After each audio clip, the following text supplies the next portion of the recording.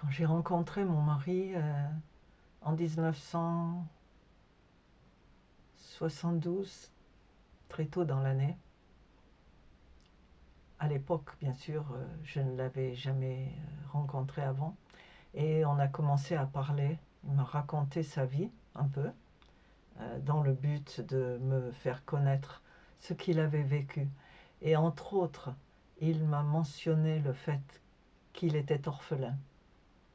Il avait perdu sa mère et son père à très peu de distance l'un de l'autre quand il avait environ 3 ans.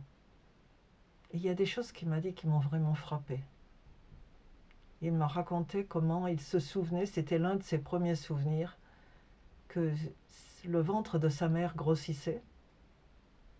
Et normalement, à l'époque, on avait un enfant à peu près tous les 3 ans pour permettre à la mère d'allaiter comme il faut, puisqu'il n'y avait pas de lait au marché. Et il voyait le ventre de sa mère qui grossissait, il était très content, on lui avait dit qu'un autre bébé arrivait.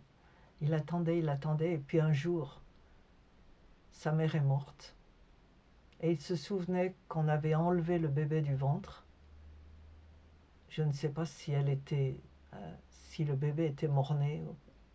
Je crois que c'était une petite sœur. Et on les a enterrés. Et on lui a raconté après qu'il essayait de grimper à l'arbre dans la cour et qu'il criait maman, maman. Ça a dû être un spectacle déchirant pour les autres. Mais pour lui, c'était vraiment quelque chose qui l'a marqué.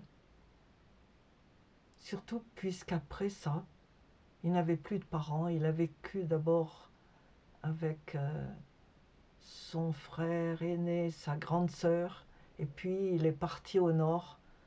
Quelqu'un l'a pris en charge pour pouvoir finalement l'envoyer à l'école primaire, l'emmener à l'école primaire.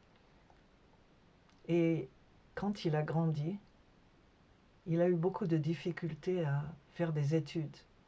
Il a dû attendre pas mal de temps avant de rentrer à l'école.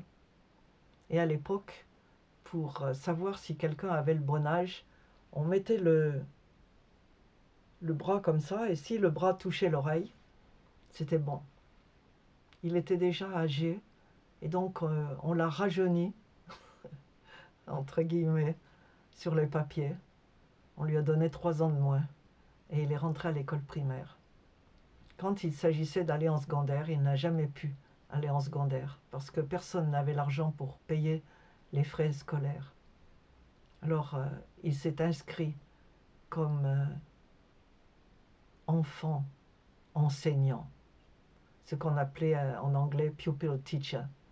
À l'époque, on manquait beaucoup d'enseignants, et donc on prenait les jeunes après l'école primaire et on commençait à les former. Donc il est allé dans un institut de formation des maîtres, et puis un autre, pour pouvoir commencer à enseigner en primaire. C'est ce qu'il a fait. Mais tout en faisant ça, il faisait des études par correspondance. Il s'était inscrit, je ne sais pas comment, par correspondance avec l'Université de Londres. Et il a étudié pour le brevet et puis pour le bac par correspondance. Et quand il avait besoin de conseils, il fallait qu'il fasse au moins 5 km à pied. À l'époque, il n'y avait pas d'électricité, et il étudiait avec une toute petite lampe à huile qui s'appelait Oriona en Ibo, et qui n'allumait pas vraiment très bien, et ça fumait beaucoup. Il a beaucoup souffert pour étudier. Et quand il a réussi à aller à l'université par un miracle, suite à la rencontre que je raconte dans une autre vidéo d'une femme des Pays-Bas, il n'a jamais joué avec ses études. Il était zélé, il travaillait dur. Son but, c'était de réussir. Et quand il s'est inscrit pour étudier le français, il ne connaissait même pas bonjour, bonsoir. Et il est allé au laboratoire de langue et il racontait comment il ne comprenait rien. On lui disait écoutez et répétez. Il m'a raconté cette histoire d'un jour particulier où on apprenait, je ne sais pas, au sujet de la salle de bain. Et la bande magnétique disait: vous avez une salle de bain, n'est-ce pas? Il ne comprenait rien, alors il disait: pas. Mais il a tellement bien réussi qu'il a eu sa licence, qu'il est venu à Grenoble, et que toute sa vie, il a enseigné le français tellement bien que ses élèves parlaient mieux que lui. Parce qu'il n'a jamais réussi à trouver l'accent français. Par contre, beaucoup d'autres, qui l'enseignaient lui-même, ont réussi à parler comme les Français. Mais il était incollable en grammaire.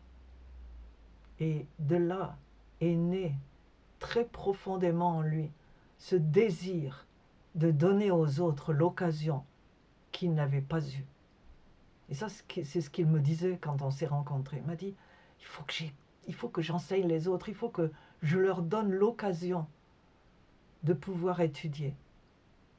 L'occasion que je n'ai jamais eue. Pour lui, c'était la chose la plus importante. Non seulement était-il devenu maintenant un professeur, après avoir enseigné dans le primaire, il était maintenant qualifié pour le secondaire, et il a enseigné toute sa vie.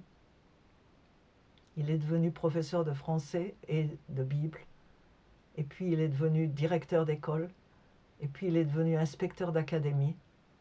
Toute sa vie. Ensuite, quand il a pris sa retraite, au lieu de s'arrêter, il s'est inscrit dans une école indépendante sur le campus pour être conseiller d'orientation pour les élèves.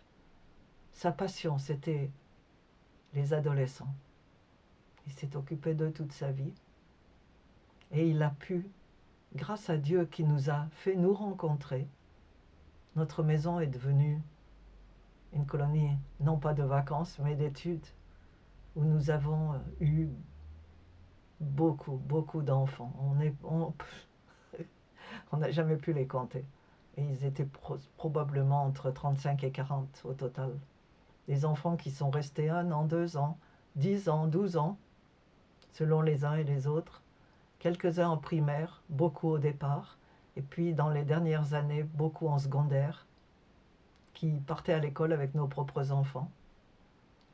Et puis d'autres qui ont fait l'université, la licence, la maîtrise, le doctorat. C'était le rêve transformé en réalité. Le rêve d'un orphelin.